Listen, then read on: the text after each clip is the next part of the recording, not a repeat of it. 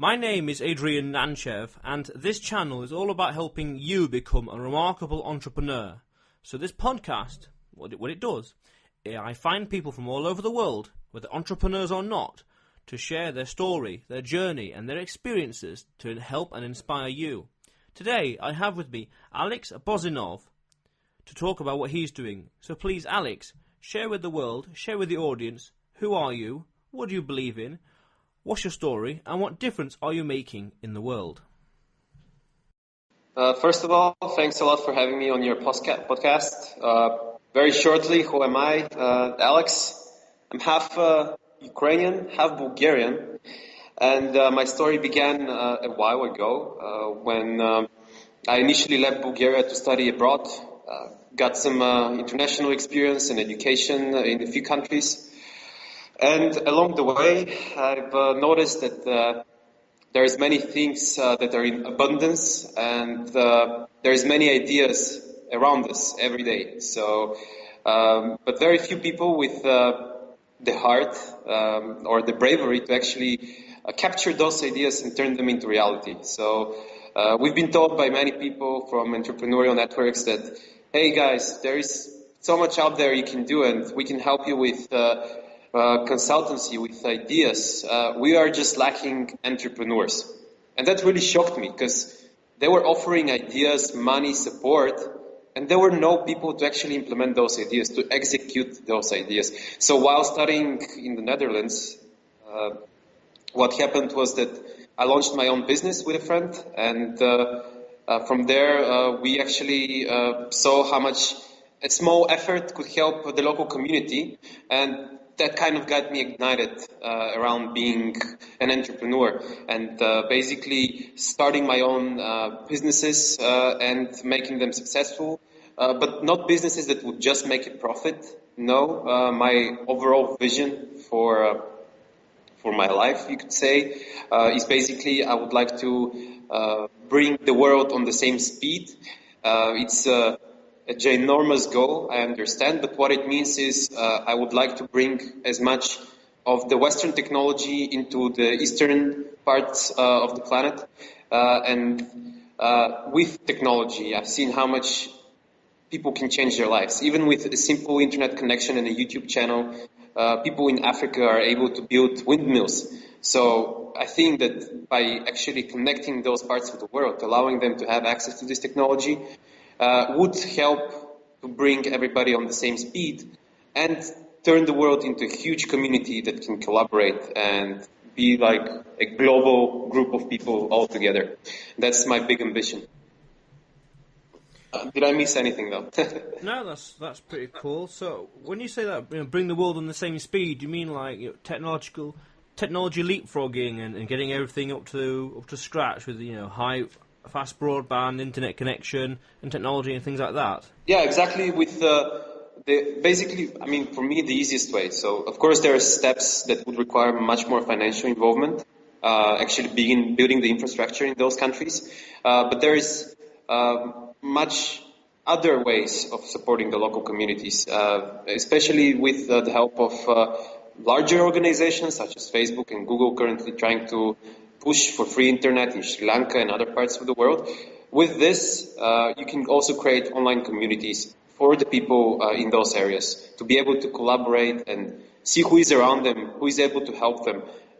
Really, I think even like a simple internet connection can change a lot for people in those countries. So that would be my first step, to figure out how to give access to as many people as possible. Yeah. So how are you doing this? How are you going about fulfilling this dream? Right. So my previous experience also involves working in Google for a couple of years. I was part of the sales team in Dublin, and while being there, realistically, I got inspired by many of the people there. They all of them have great visions and goals, and want to achieve something great in their lives, obviously. And from there, I talked to the one team that's from Project X group, who are currently working on this internet project in Sri Lanka, and they recently launched free internet across all of Sri Lanka. So they're testing that, and it's giving them great results. So what I'm doing is because I managed to get in touch with those people while being there, I'm still being in touch, helping them to promote basically this free internet service to people in Sri Lanka.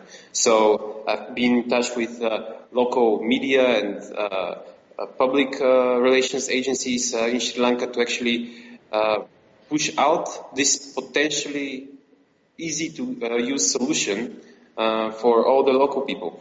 I might say I was in Sri Lanka and the internet was fine, but it was very expensive. So data is very expensive, downloading something is very expensive, watching a YouTube video is impossible, and actually communicating this to people that they now can use this free internet service and actually be able to watch everything they want and not be afraid of losing money.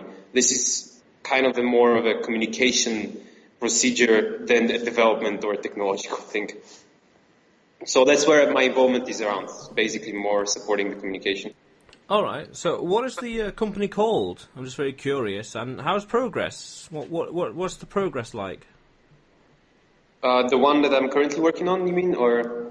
Well, both really, because you also mentioned you started a company in the Netherlands as well, but right. You're also talking about this free internet. So, this company, the free internet one, what is that called? How's the progress? And what's the one in the Netherlands? What's that one all about? Okay. Well, the project, it's called Project Loon, Loon.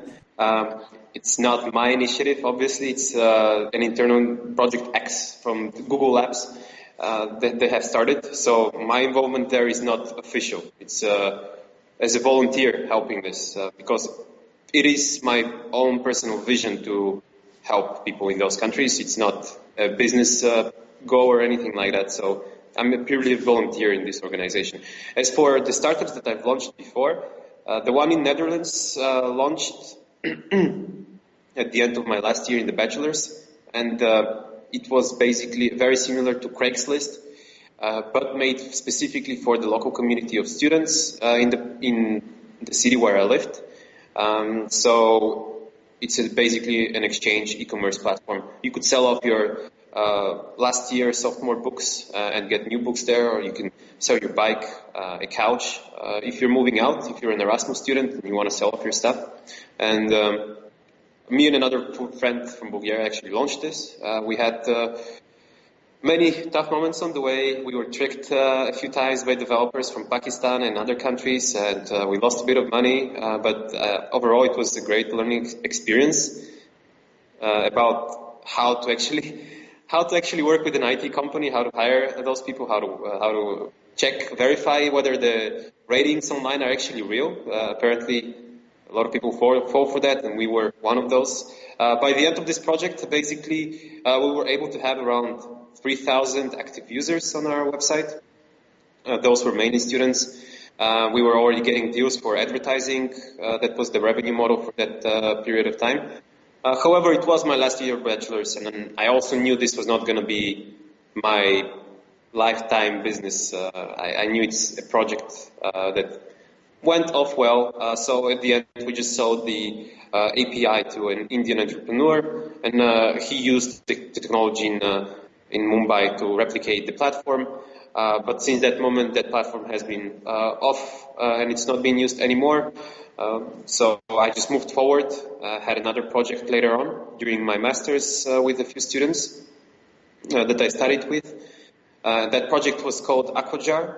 It's a small hydroponic jar in which you can grow your own herbs and different plants. Herbs you can actually use in your salad, but at the same time, this jar is an ecosystem. So we created a special solution that can be used in the water so that it purifies the water and it allows fish, small pet fish, to actually survive and live in those conditions. While at the same time, on top of the fish, you have the plant growing.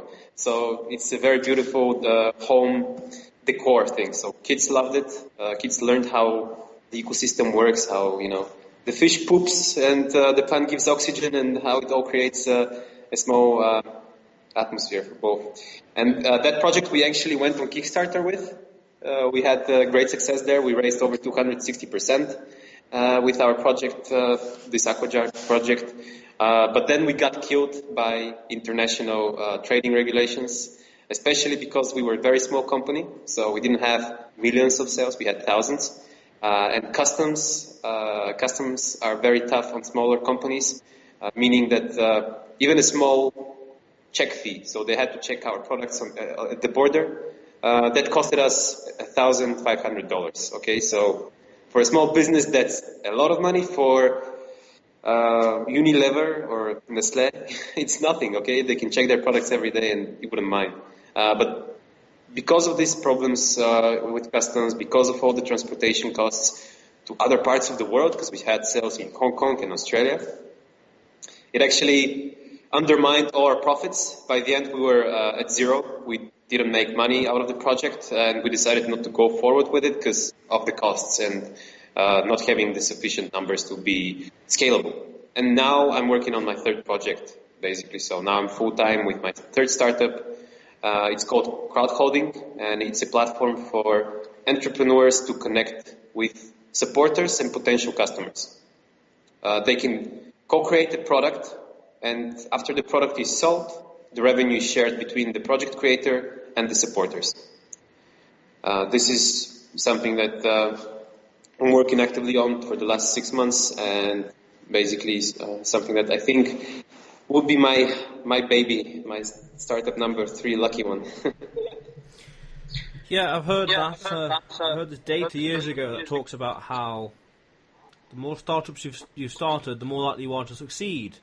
And the third and fourth one where the real things start to kick off, and that's roughly the same with me as well. That's where I am at. And it takes time. Beg pardon? Takes time. Unfortunately, yeah, these things don't happen overnight. They'll be very convenient and useful and handy, but it takes time and persistence and the cooperation and collaborations. Yeah, it takes time. And crowd holding. Yeah, you talked about that. Oh, actually, first aquaponics. Yeah, I've heard about this years ago. Fascinating way of growing herbs and plants, where you just have the plant growing in water. Not much need for soil. No need for soil. Very efficient with regards to space, and you can grow it almost anywhere as well. Doesn't need direct sunlight and a good amount of water. And then, there's like 2 different kinds though. There's one with fish and one without fish. And the one that I was learning about, just in general, off the cuff, was without fish.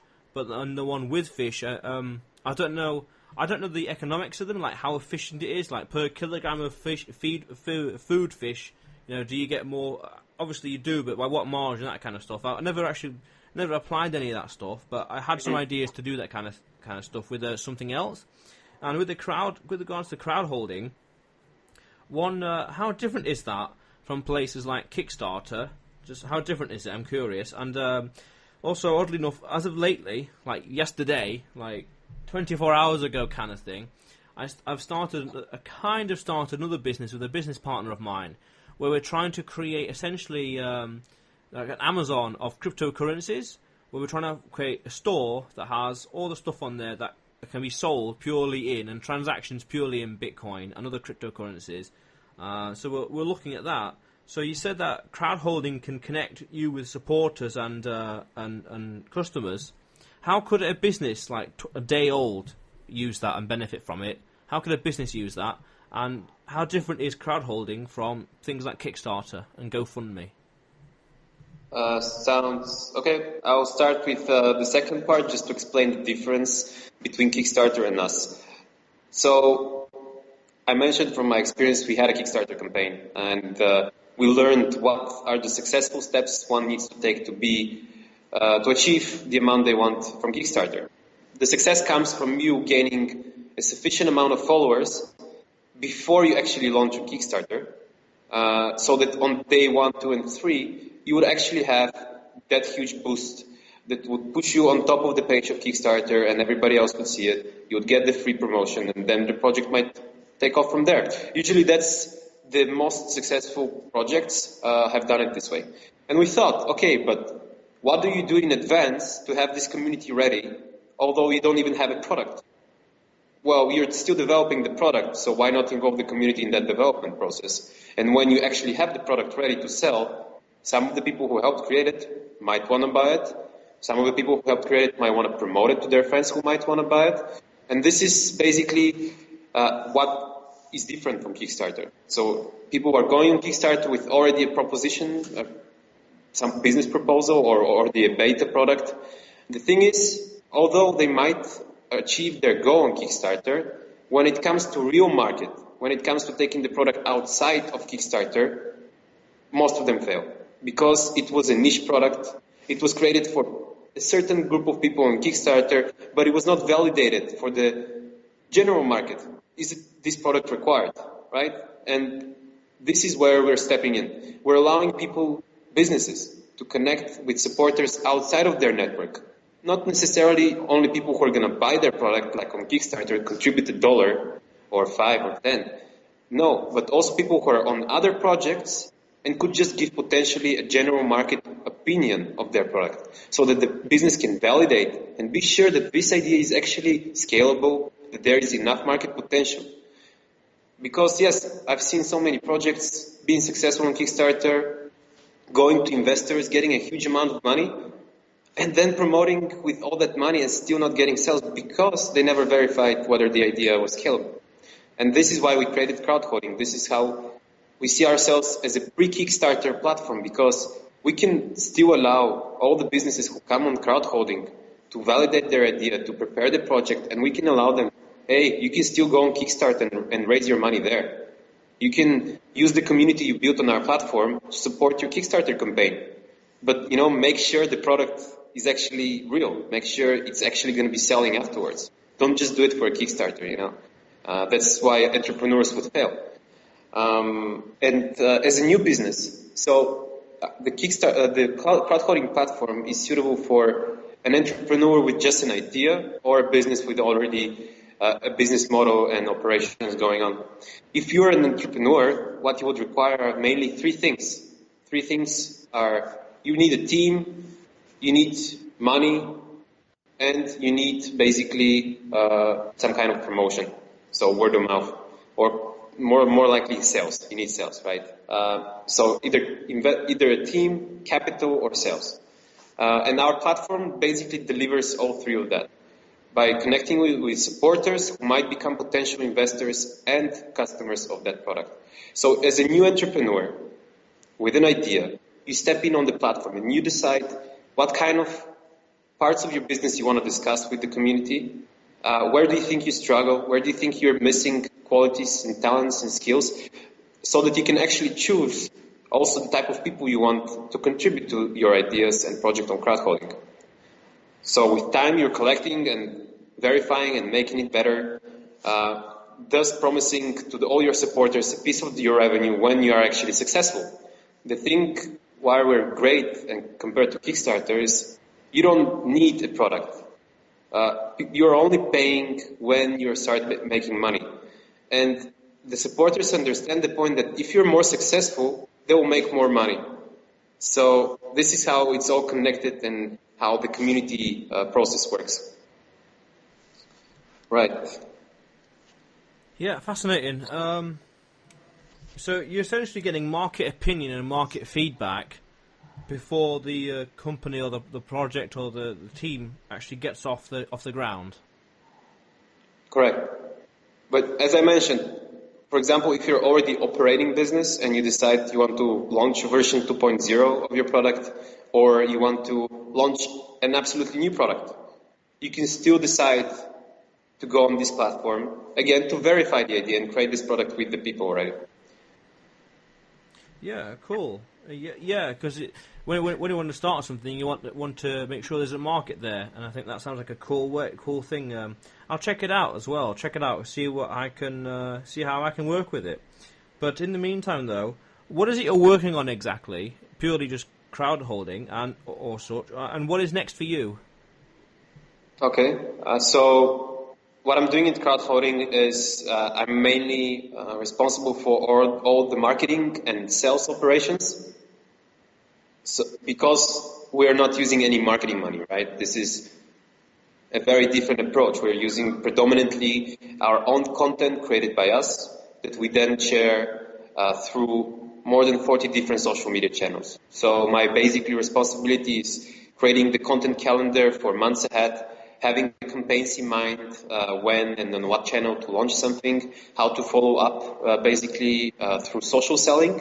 So having my team engage directly with people on the social media channels who have somehow engaged with our content. And this way we're attracting more businesses, this way we're attracting more users without paying any marketing money. On the part of the sales as well, I'm basically training the team from my previous experience at Google where I was doing sales. I'm training the team to be great social sellers, so have a very well made LinkedIn account and Twitter account, continuously post content that would make them an influencer, that would show that they are a person who is knowledgeable in an area, so that other people, when they get in touch for an advice or for a question, they will be sure that they're going to get the right answer from this person and they can trust him and they can come on our platform afterwards. This is basically what I'm running around right now, but also, of course, young company, we're trying to secure investments. We're now running our pre-ICO and we're trying to raise $250,000. 3 days in, we are at 30,000, so around 10,000 a day we're trying to make. We are going to reach our targets sooner or later, maybe by the end, maybe sooner, but we are going to reach the target for sure to be able to launch a marketing campaign already for the ICO, which is November 1st. And this is also what I'm doing right now, making sure that we have the pre-ICO success so that we can actually do a great ICO afterwards. And my next steps for the future. So on the side, I'm also a business coach and I'm a keynote speaker. So I constantly go around and do presentations as well as business trainings for corporations and small businesses, trainings for how to create a sales process or how to set up an online marketing content strategy, as well as presentations around the future of technology, what trends to look out for when it comes to new digital technology. For me, the goal is, of course, make crowdfunding successful by the end of this year with a very successful ICO, and efficiently use that amount to actually promote the crowdfunding concept. Because we believe this is a unique idea, and potentially with sufficient backing from this ICO, we will be successful in promoting something that's sharing, something that's helping not only the business owner and giving him money, but also the people who are behind it. This is something we really want to spread around the whole globe as well. Yeah, some cool things going off there. Social selling, that's essentially inbound marketing, isn't it? Yes, and it's part of it. It's not the whole process, it's part of it because of inbound marketing, meaning that you are engaging with people who are already interested somehow in things that you're doing. So you're engaging with a person who is already 60% sold, right? He's already done his investigations and on forums, on other publication websites. The thing is, you need everything. You need the content so that this person can actually check out and see, oh, this company is producing useful content for me. And then you need the people who are going to also reshare that content and be knowledgeable about it.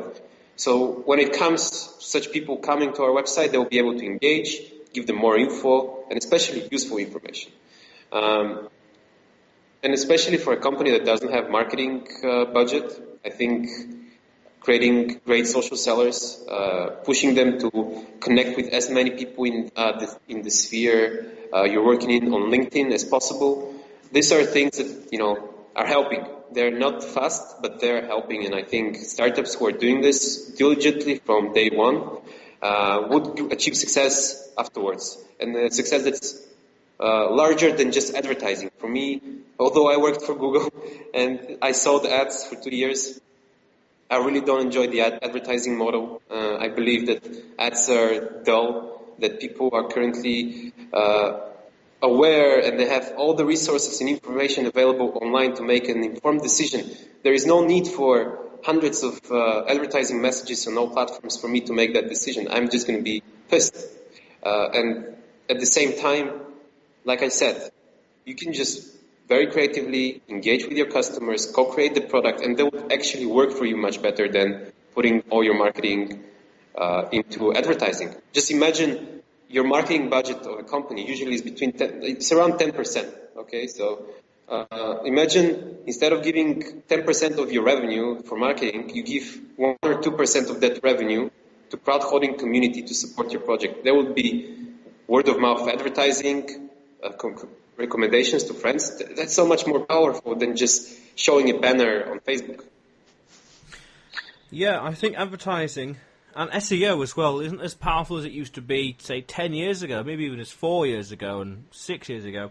And I think inbound marketing and social selling is the way forward now, because there's information out there on Google and YouTube and Bing and Million Short and DuckDuckGo. So much information out there, and so many books out there as well, free and all the rest, that people can just do research and slowly very quickly get a picture as to what the heck they're dealing with, whether it's good or bad or ugly or whatever. And I think inbound marketing has a lot of future. I think that's the way forward. And oddly enough, I'm actually writing a book at the moment about inbound marketing, where it's called Attention Avalanche, and the subtitle is Endlessly Create More Content to Convert More Customers. So the way I see it is that what we know, intellectual property, about the business or the product or solution we provide, we can break that down into so many different ways of having conversations with people in almost endless and infinite ways, and different topics and dialogues to have with the audience. And the people find it. You talk about how inbound is more to do with people already engaged. Well, if you can go on the awareness and the discovery kind of like thought process the customer might have, and talk how your product or service or website or such relate to awareness, like a Venn diagram. People are looking for something different or unique or new. So what information and what product or services do you provide that matches their need, that overlaps? And right there is the area where you can talk to your audience, talk to your customers, and be discovered and found. And then through multiple exposure or word of mouth or good advice and good knowledge, there's a link, there's a call to action, there's a link, people are more inclined to buy, people are more inclined to purchase, and that is very valuable. That is that's the way forward, I believe. Totally. Every company needs to have a content manager inside, and they need to produce continuously infographics, presentations, as much multimedia content possible for users to just see that this is real, this is helpful, this looks nice, I want to buy it. And on the point of the awareness stage, in my opinion, like during the awareness stage, you're not really talking about your product. I think in the awareness stage, you're more like concentrating around the issue that the customer might have. So it's purely in the exploring phase. So the person is just trying to understand why is the problem he has actually happening. You can just provide him with like different amount of solutions. But if you try to sell him at that point, it would be seen as advertising, in my opinion. So, right. I agree. I see your point. I see. So, so you said that a company should be having 10% of their budget. I'm curious then, with regards to crowdfunding, how are you promoting that, and how are you getting that into the world? Right. So it's slow. It's a very slow process. Took us a while to get to 1,000 likes on Facebook and so on. However, how we did it, we had a very clear view who our target customer is. Those are people who are millennials, 18 to 34, people who are very actively engaged on Reddit, on Quora. So they're already, for free, dedicating some part of their time to give ideas and to answer questions online on forums. So that was our first, let's say, insight. And from there, we stepped it up, and we added ourselves basically beyond just Reddit and Quora. So after creating our own posts on those two platforms and also commenting on similar posts again, we expanded. So we started adding, okay, so there is a Reddit group connected to co-creation and startups on Reddit. But there surely is a Reddit group for that on Facebook and on Google Plus and on LinkedIn. So we started adding even more of those. And basically our main goal, our main way of promoting is through groups. Facebook, then LinkedIn, then Google Plus. All of this is free. You don't have to pay it. You just need people to be able to post And you need the content, right? You need a good content to be shared in those groups. And it works. So it is a slow process. However, the people we bring on the website are better. They're not just people coming from ads. They're more engaged. They might even share the content because it's interesting. But it takes time. So we're in about, I think, 250 different Facebook groups, over 40 different LinkedIn groups. And you can imagine every time we create content, we're sharing. We're sharing in all the specific groups that we think are relevant. Then the rest of the team is resharing, reposting, liking, commenting.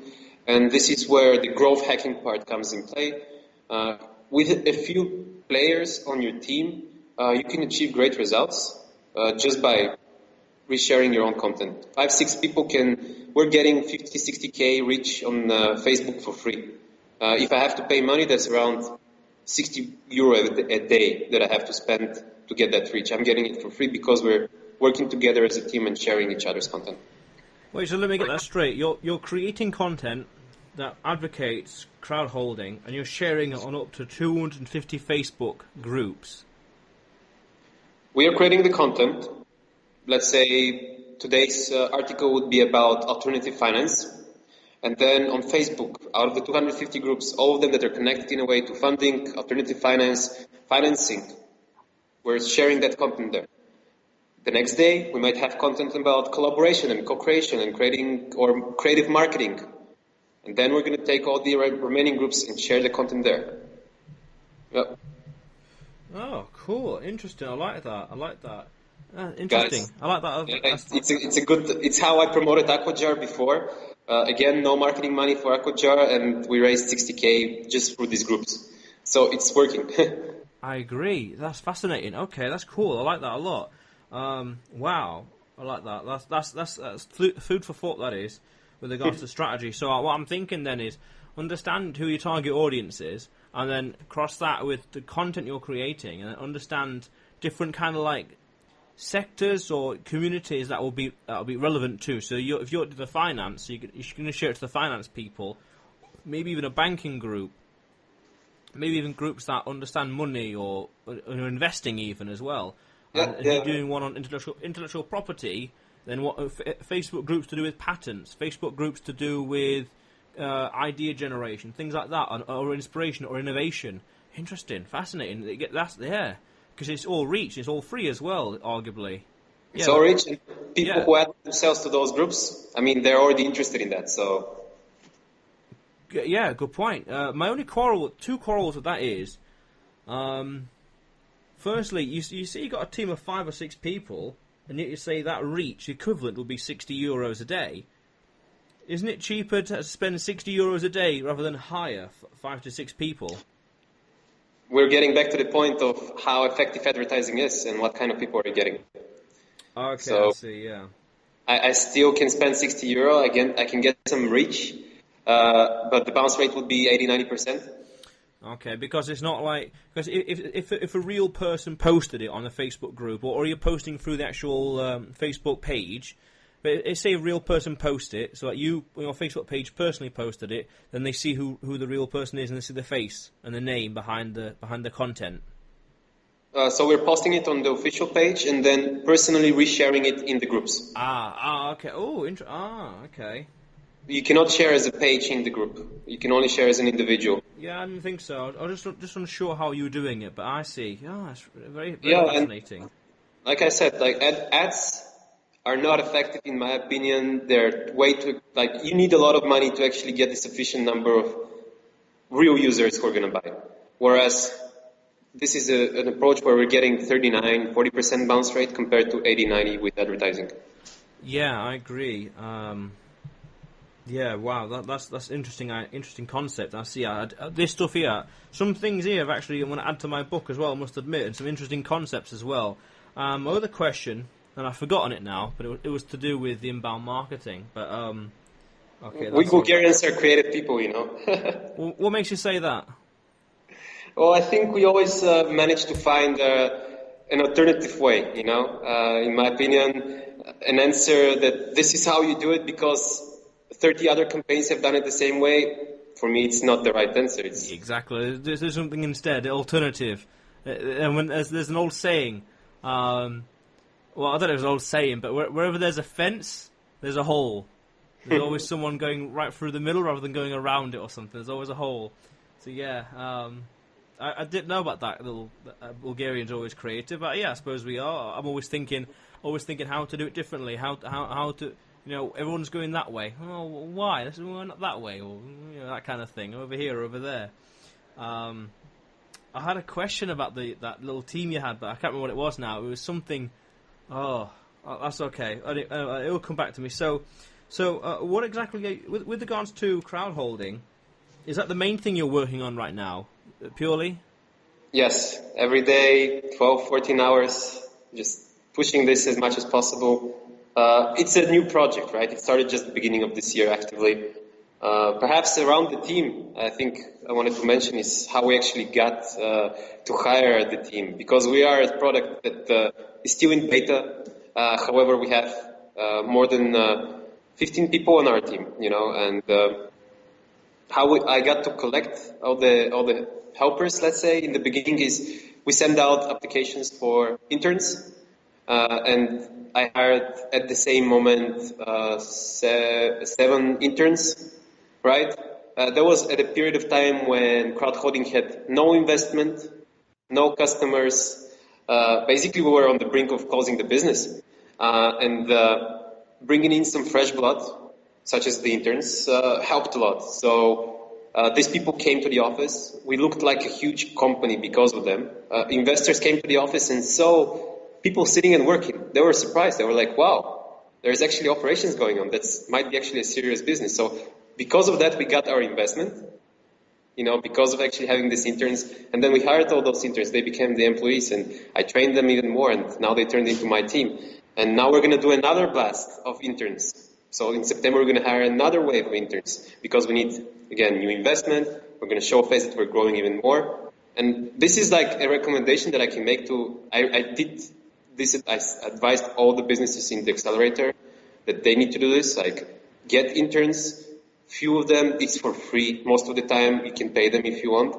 But most of the time, people just want experience so that they can get a real job afterwards. But the thing is, you can get 4, 5, 6 people who are going to build your community, and those could be interns. It's like a quick way to scale your business. And there's so many opportunities. Erasmus program for interns gives money to interns for free for them working in the company. So instead of the small business paying the salary, it's the Erasmus network that pays the salary, and you have a free intern. Like, why not? Why not? It's extra help. Yeah. All right. Okay. Yeah. Okay. A lot of leverage there. People will do whatever they want to do in the end. I come to realise there's 2 requirements in life: be happy and be competent. Whatever you're doing, be happy and be competent at it. If you're not happy, emotional requirement to get stressed. If you're not competent, you're not going to see the fruits of your labour. Not going to see the results. Nice. I like that. Yeah. Thanks a lot. And as we wrap this up, though, on crowdholding, you said that it takes for success a team or money or promotion and sales. So what is like a success strategy for having, say, just a team on crowdholding? If someone's got a team, they've just started, maybe a month or a few weeks or whatever, how can they have a successful launch on crowdholding? So the moment somebody is sure they want to come on crowdholding and dedicate % of their revenue, this is a decision that they have to make, right? And they're sure about the benefits of our product. I really don't appreciate when people are just buying stuff. For me as a salesperson, I have one rule, is that the customer needs to confirm themselves that the product is the right solution for them at this period of time, and that there is no other solution that could do something better. The reason for that is 6 months later, the person would say, hey, this is not working for me. But I would say, hey, you confirmed this is the best time for you to use it. There was no other alternative. Well, it's not really only our fault, right? So the first decision that a business has to make is, are they willing to dedicate a percentage of their revenue to the supporters? And the second one is, they need to understand that crowdfunding requires engagement. supporters love feedback. Supporters love updates. When they say something about, okay, your landing page has some issues, and you reply to them within hours saying issues are fixed, this is what they love a lot. So they need to understand that you come on crowdfunding is you push your project, but you also need to be active there. You need to push out tasks. You need to respond to your community. This is how it's built. So unless you have the capability to actually do that, then, reconsider or create a task on crowdfunding and ask people from the crowd to become your community managers and promote them to be your community managers and help you out. So in case you don't have the team, ask crowdholders to be part of that team and create the community for you. It all depends how much you're willing to give away, right? But it's certainly better than 10% for marketing. Interesting. I'm going to really look it up. Sounds very fascinating. I must look it up. I sent the link shortly now to somebody else, so they'll check it out while we're recording this, so it sounds fascinating. But Aleks, what is the best way for the audience to get in touch with you? So you can do that basically through our website, or I'm on almost every social media, and I also have my email available. It's alexkayas@crowdfunding.com. So I'm happy to assist anyone who needs advice regarding online marketing and sales. I'm always open to that. So if any starting business needs an idea of how to create their content strategy or how to approach online marketing, I'm happy to contribute and help entrepreneurs. That's cool. I'll include those links in the description below. Thanks a lot. Hope somebody gets in touch. Yeah, people will. But thanks a lot for coming on the show, Aleks. Thanks, Adrian. It was great talking to you. I wish you best of luck with this podcast, and hopefully talk again. Thanks a lot. Now, ladies and gentlemen at home, if you haven't already, click on the subscribe button below and press the bell notification right next to it if you're on YouTube. And if you're watching this on Steam, however, give it an upvote, give it a re-steam and a follow, because either way, there are plenty more videos and podcasts and content to come. Because this channel, you see, is all about helping you become a remarkable entrepreneur. So go out there today and do something remarkable. How cool is that?